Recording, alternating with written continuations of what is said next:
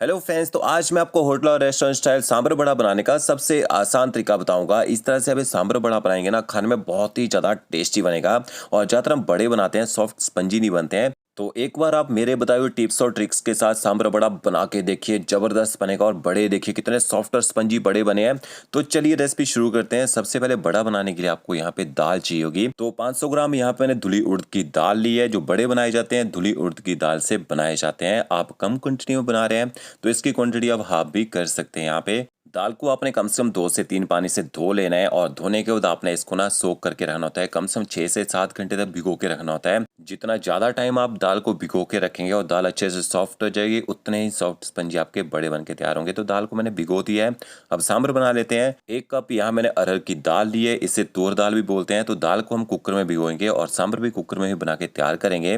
तो दाल को आपने ना अच्छी तरह से कम 2 से 3 पानी से धो लेना है, ताकि इसके बाहर से डस्ट वगैरह लगी हो पूरी तरह से निकल जाए। देखिए अच्छे से मैश करके धोना है।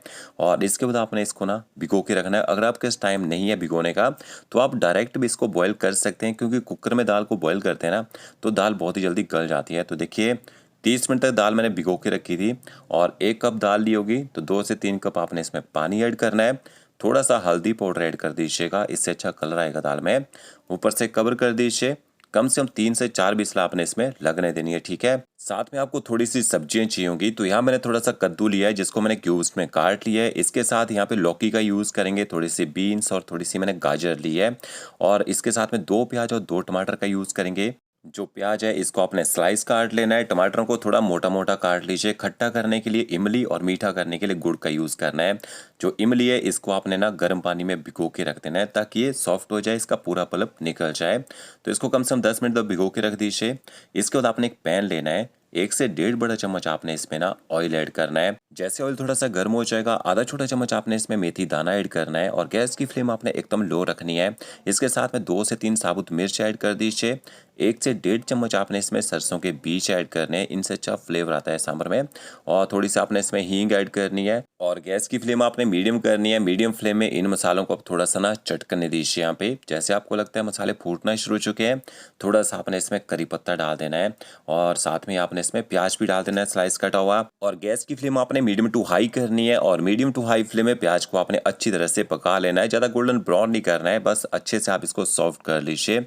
ये देखिए प्याज का कलर जो है थोड़ा सा चेंज होना शुरू हो चुका है।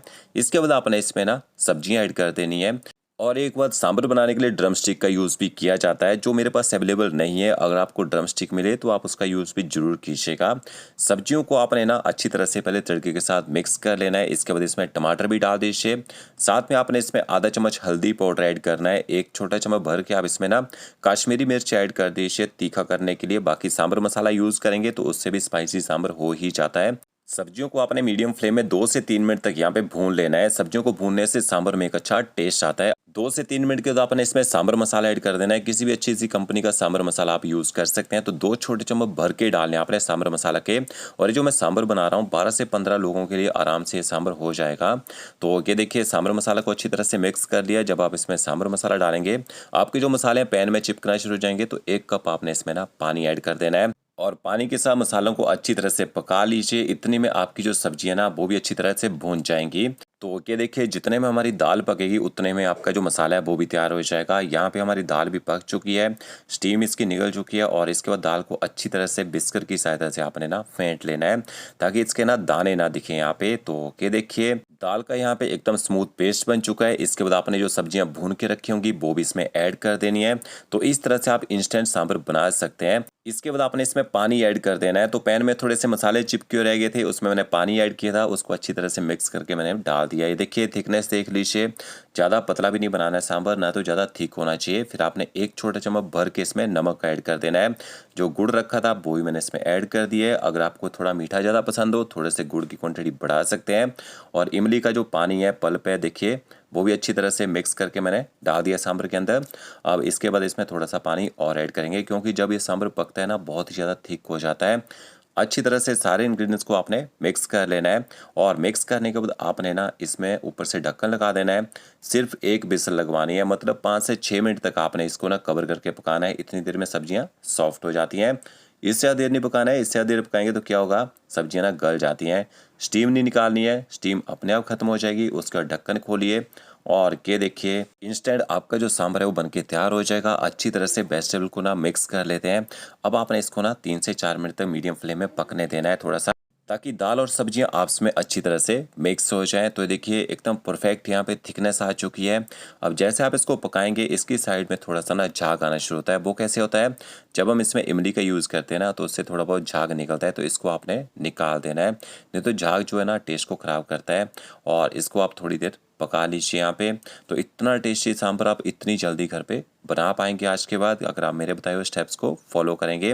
लास्ट में आपने इसमें नमक चेक कर लेना है, अगर आपको नमक थोड़ा कम लगे तो ऐड आप कर सकते हैं। और इसको स्टोर करना चाहें फ्रिज में 2 से 3 दिन तक स्टोर करके रख सकते हैं।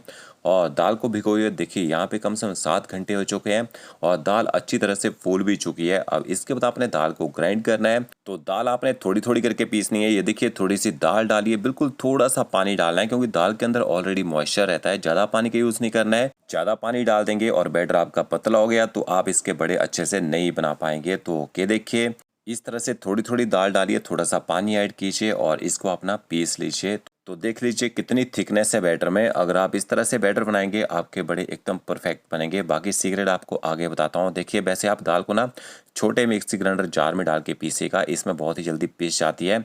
और बिल्कुल थोड़ा सा पानी डालना है आपने इस तरह से। कई बार हम बड़े जार में पीसते हैं बैटर को तो मिक्सी के जलने के चांसेस रहते हैं, तो इस तरह से छोटे जार में थोड़ी थोड़ी दाल डाल के इसको पीस लीजिए।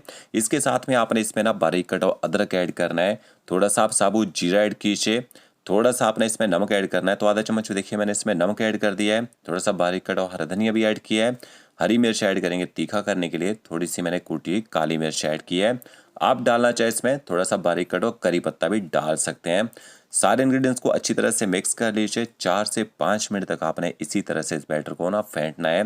जितना अच्छे से आप इस बैटर को फेंटेंगे आपका बैटर एकदम फ्लफी हो जाएगा और बड़े भी वैसे ही सॉफ्ट और स्पंजी बनेंगे। देखिए बैटर किस तरह से फूल चुका है। अब आपको पता कैसे चलेगा आपका जो बैटर है बड़े बनाने के लिए तैयार हो चुका है। एक बाउल में पानी लीजिए, थोड़ा सा बैटर डालिए, अगर पानी के ऊपर घूमना शुरू हो जाएगा समझ लीजिए बैटर तैयार हो चुका है। 10 मिनट का आपने इसको रेस्ट देना है। 10 मिनट के बाद आप इसके बड़े बना सकते हैं। ये देखिए बैटर हमारा यहाँ पे तैयार हो चुका है। हाथ को अच्छे से गीला कर लेना है और इस तरह से आपने थोड़ा सा ना बैटर लेना है इस तरह से और हाथ के सेंटर में घुमाना है। इस तरह से आप इसमें अंगूठे से छेद कर दीजिए और इसके बाद आपने इसको ना फ्राई करना है। देख सकते हैं हाथ इस तरह से गीला होना चाहिए। ऑयल आपने मीडियम टेम्परेचर में रखना है और इस तरह से बैटर को हाथ के सेंटर में घुमाइए और इस तरह से होल करके आप इसको ना ऑयल में डाल दीजिए फ्राई करने के लिए। जब आप इसको ऑयल में फ्राई करने के लिए डालेंगे तो आपका जो बैटर है वो ना फिंगर के ऊपर होना चाहिए। देख सकते हैं इस तरह से। तो हर बार आप हाथ को गीला करके बड़े बनाएंगे, आपके हाथों से बैटर नहीं चिपकेगा और बड़े अच्छे सॉफ्ट और स्पंजी बनेंगे। और ज़्यादा तेज़ गैस में फ्राई नहीं करना है, तेज़ गैस में फ्राई करेंगे तो क्या होता है बड़े ना अंदर तक पक नहीं पाते हैं। इसके बाद आप इनको ना पलटी कर दीजिए। देखिए इस तरह से जल्दी जल्दी, ताकि एक साइड में अच्छा कलर आए तो दूसरी साइड में भी वैसे ही अच्छा कलर आना चाहिए। और गैस की फ्लेम आपने मीडियम रखनी है। आराम से इनको अच्छा कलर आने तक पकने दीजिए। तो देख सकते हैं क्या ज़बरदस्त इनमें कलर आ चुका है। और एक बात, कई बार हमारे पास ना टाइम नहीं होता है सुबह में बड़े बनाने का, तो शाम को आप बड़े बना के रख लीजिए, सुबह इनको फ्राई करके गर्मा गर्म सर्व कर सकते हैं। तो फ्रेंड्स अगर आपको ये मेरा वीडियो अच्छा लगा होगा लाइक शेयर कमेंट जरूर कीजिएगा। ओके फ्रेंड्स, मिलते अगले नए वीडियो के साथ। Thank you.